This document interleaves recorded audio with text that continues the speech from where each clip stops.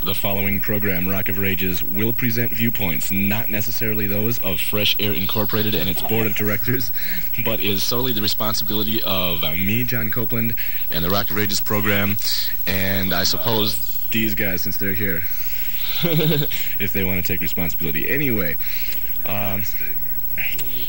here we are. We got Soul Asylum in the studio, and they were here about a year and a half ago when they used to be Loud Fast Rules. Just recently changed the name.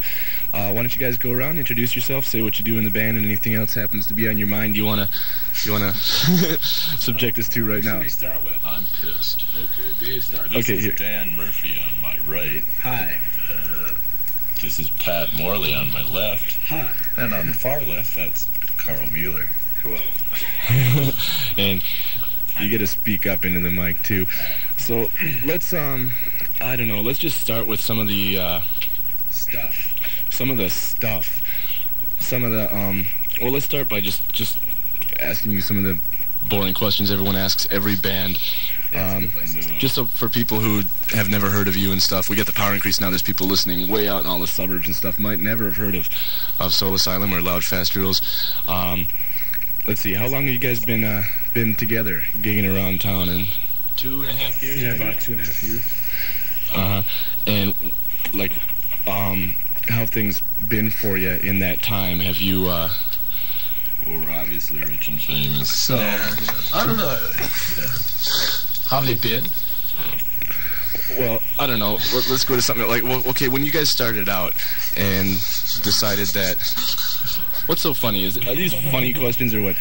No, when you guys started out, decided to be in a band and stuff, did you have goals of still being around 2.5 years from now, being real serious about it, playing and getting records and stuff, or did you just sort of start out as We definitely did not have a success formula when we started out. It's just for fun. We were just messing around in Carl's garage.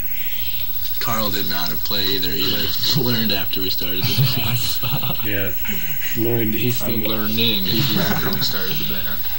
and then No, I don't think we had any sort of, like Dave said, no success for it. But everybody intends to stay together. I mean, you're not going to start, let's break up in a couple of months. Everybody figures just sometimes it works out that it doesn't last. In this case, it has. how is it, if you can remember back then, like how hard is it for like a local band to, like when you guys started out, to gain acceptance and get, so you can, like It's hard, I think. To give you a good idea of it, it's not that different than it is right now. It's been a while. I mean, we play once or twice a month. It doesn't like everything else. It like depends on who you sleep with. No, I don't know. It's not that hard. I don't think it depends. But, we didn't really rock it to the top in a hurry or anything. Oh, I thought we were there. No, I don't know how easy or hard it was. We just made that basement tape or that garage tape, and we took it down to 7th Street Entry because we heard you can do that, and that seemed to be pretty simple. And Chrissy Dunlop down there said, "Wow, you guys are garbage enough, so we can put you in our room and play." And so we played for about The rest is history. $25 a month for forever. So. yeah, and finally now you're getting We were called Junior Hooskers at the time. Yeah, Junior Hooskers, which is probably Not necessarily negative. yeah, probably the best compliment we ever got. So things kind of just took off for you from there. Now that we're in the Dorks column, too. Yeah. We got an upswing. That's right, I saw that. Yeah, you're like really moving when the dwark recognizes you. Okay, anyway, well, Maybe he'll spin some more stuff. that's the original history of the group. We're gonna play some stuff now and then get into some more interesting conversation in a little bit. What, Danny? What do we have? Why don't you take the mic since you're giving me this? This is called Long Day, and it's going to be on a record when it comes out. I won't even say when it comes out, sometime soon, I hope. And I think it's probably going to be the first song on the first side. It's called Long Day. Okay, Soul Asylum, Long Day. Okay, that's Iggy and the Stooges, 1969, and before that a song called Long Day by Soul Asylum. And Soul Asylum is here in the studio, And as with most bands, when I have them on the show, I ask them to bring down a bunch of their favorite records. So we're going to be playing a lot of records that they pick out today. And right now we're just going to go ahead and play some more stuff. And then we'll be back, going to talk to them. And also they're going to do some live stuff in the studio later on. So stay tuned for that. Right now, a few more things that Soul Asylum picked out, starting with some Husker Du. Okay, that's Soul Asylum and a song called Money Talks. Is that going to be on your record coming up, or? Yeah, it is. Made the cut. Yeah, it did. Cuts. Okay. No shit, cuts. All right. Well, let's talk about the record. This has been sort of in the works for a long time now, hasn't it? Yeah. What now? How did it all start? How long? What? July, we were in the studio beginning of last July. Yeah. I guess it was last April that we did a show with the Replacements, and Peter Jesperson down in Madison, and he mentioned at that time that he really thought we could record something with them at Twin Tone. And so that sort of is where it started, and things took their time, and in the works. In the works, yeah. In the works is the way to put it. But we're going in Monday to mix one last thing, and then we'll be all done with it, so... Yeah, we had numerous problems with the cover. Oh, and phone in your album cover ideas.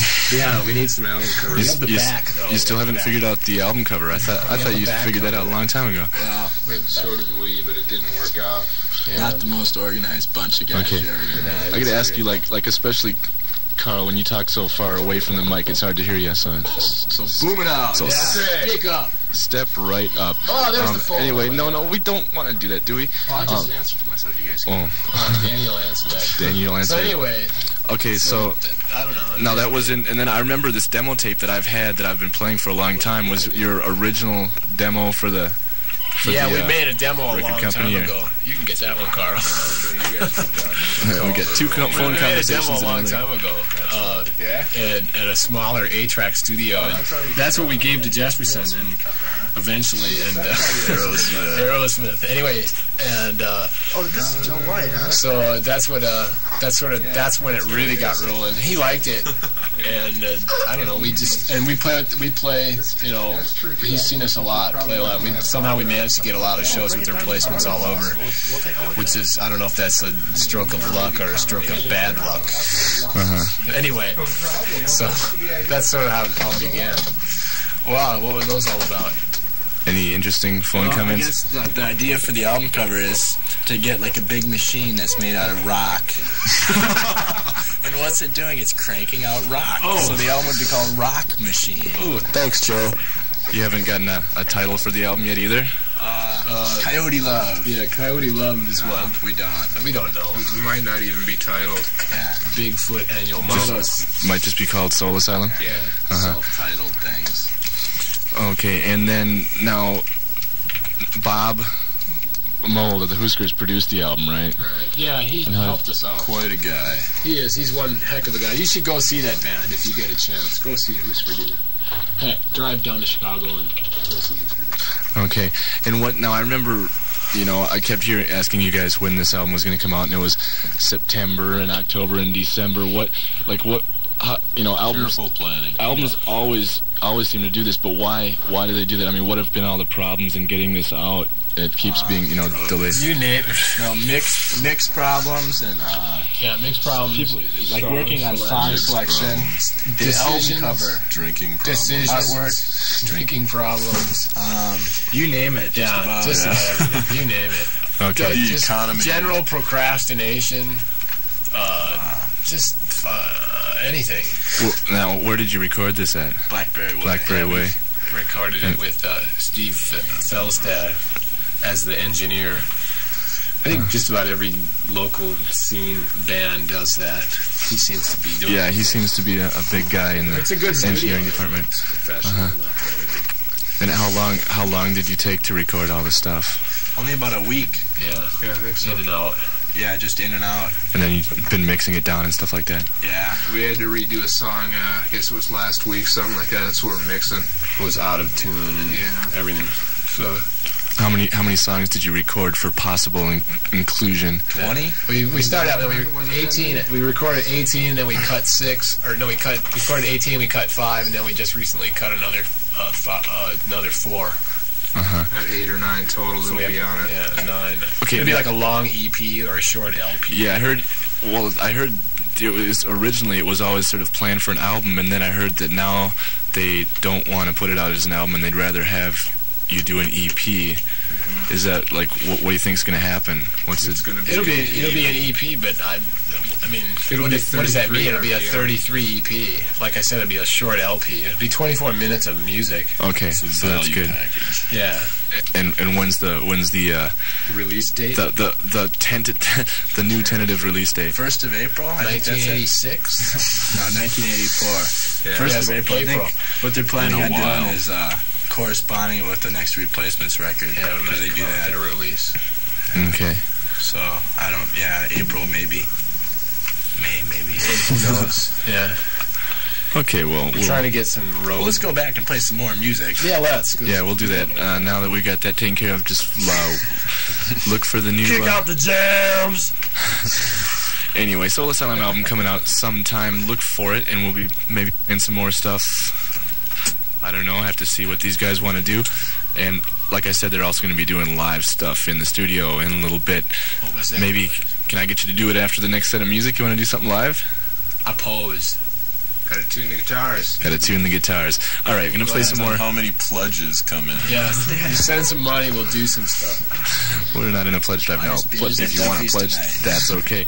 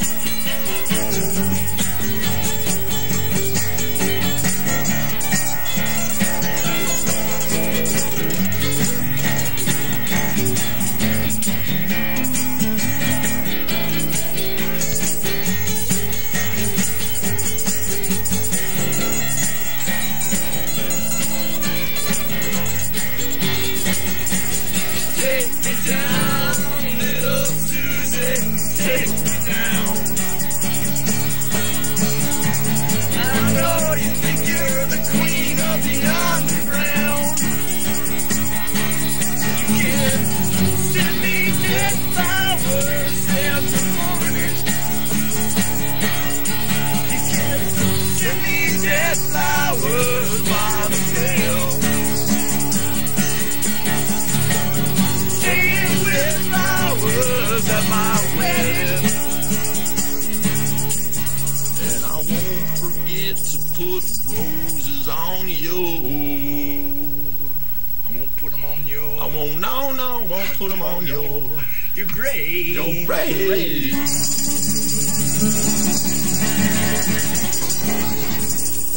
Thank you. All right, that is Soul Asylum doing some live stuff for you here in the studio. And that was what? Old Stones tune, Dead Flowers. Dead Flowers. Yeah, that's up there. Sticky fingers. Okay. Solo didn't happen too much. Hey, you think tambourine is easy to play too, don't you?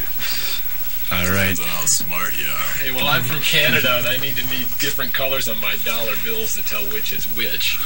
Okay, so brought down a couple of guitars and did some. That was real good. That Oh, was. thank you, Jonathan. Enjoyed that. Hope you do some more live stuff for us in a bit. Right now, I'm going to play a song by a guy who's going to be playing tomorrow night. Now, of course, Soul Asylum is playing tomorrow night. Also, what are you doing? You're playing tomorrow at 7th Street? Yeah, it's 2 either- shows, 4 yeah, and but 8. James Brown is $10 and we're only 3, so Okay. and we're much better anyway. We have Carl Mueller. Soul Asylum is playing at 3 p.m. is the first show. What do you think? The first show is you can 3. still go see James tomorrow night. If you So yeah, in fact, what I'm planning on doing is going and catching the afternoon show and then going to see James at night. 3 p.m. for all ages and 8 p.m. for adults. Soul Asylum tomorrow, and we're gonna play a couple more records that they brought down here, and then we'll be getting back talking to them some more about the band, having them do some more live stuff in the studio, and playing some studio tapes they got. But right now, The Fall, The Only Ones, and a song called Miles from Nowhere. Before that, Kicker Conspiracy by The Fall, and Mother Popcorn by James. Okay, I wanted to ask you now, you just recently changed your name to Soul Asylum, and up until that point you were known as Loud Fast Rules, right? Why? Here it comes. Okay, why did you, why did you decide to change the name of the band? Don't all speak at once. Because Loud Fast Rules was a dumb slightly name. redundant, No, I don't know. Yeah. and it was just time for a change.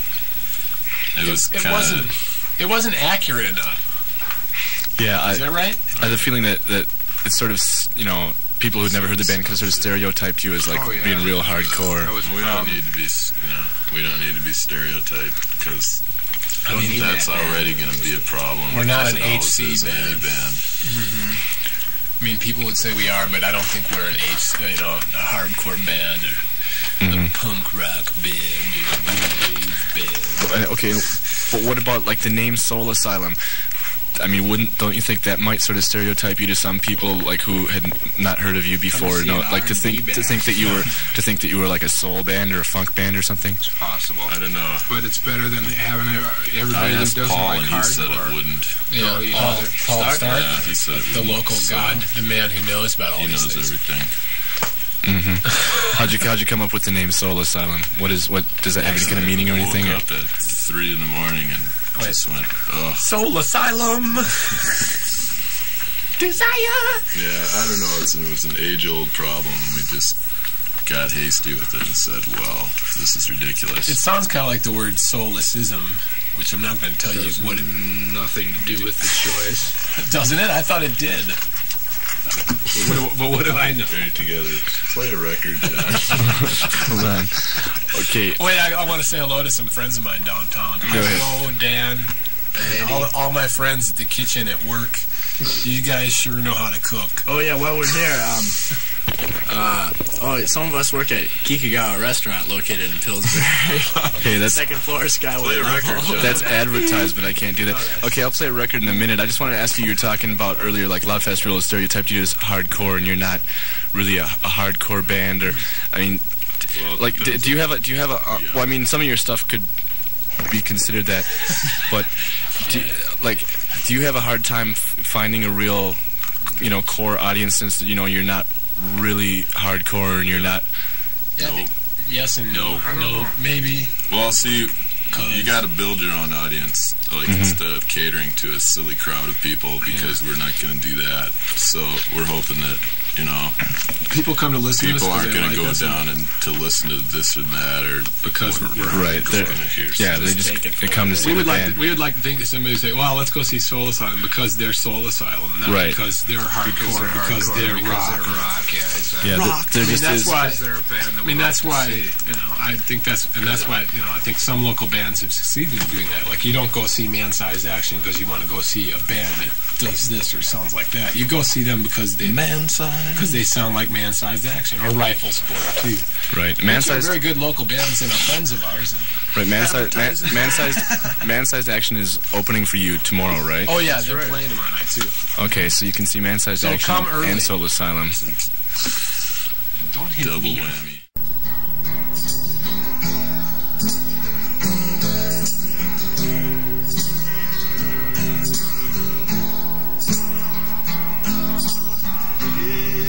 Here she comes. You better watch your step. She's going to break your heart in two. Yes, it's true. Now it's not hard to realize.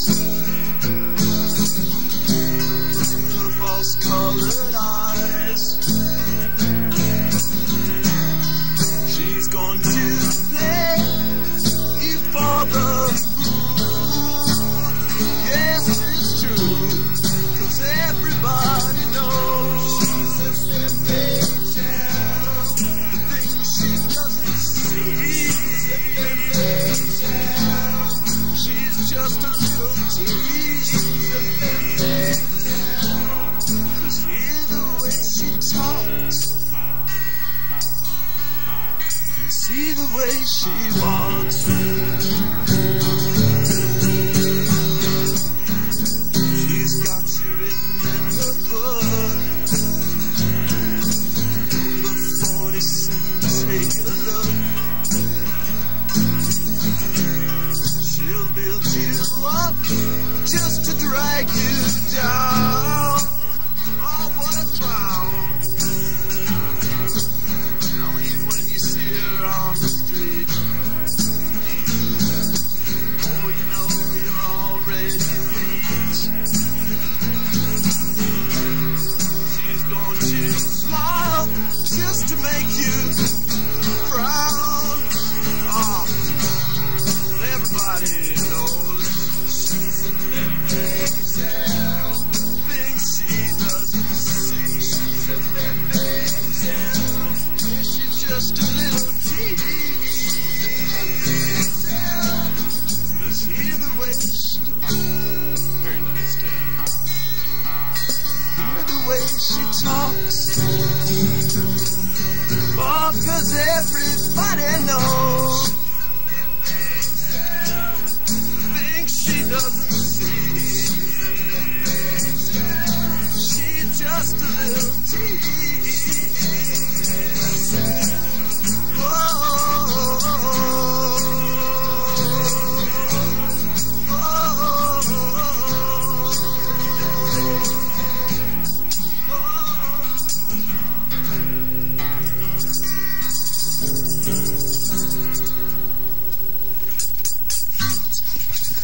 Soul Asylum live in the studio doing some old Velvet stuff, and that's a song they do every once in a while in concert too, so make sure now you've heard it live over the radio, go see them playing tomorrow night, 3 o'clock all ages, and 8 o'clock regular show at 7th Street if you want to go see these guys, and they'll be on this show for about another 27 minutes.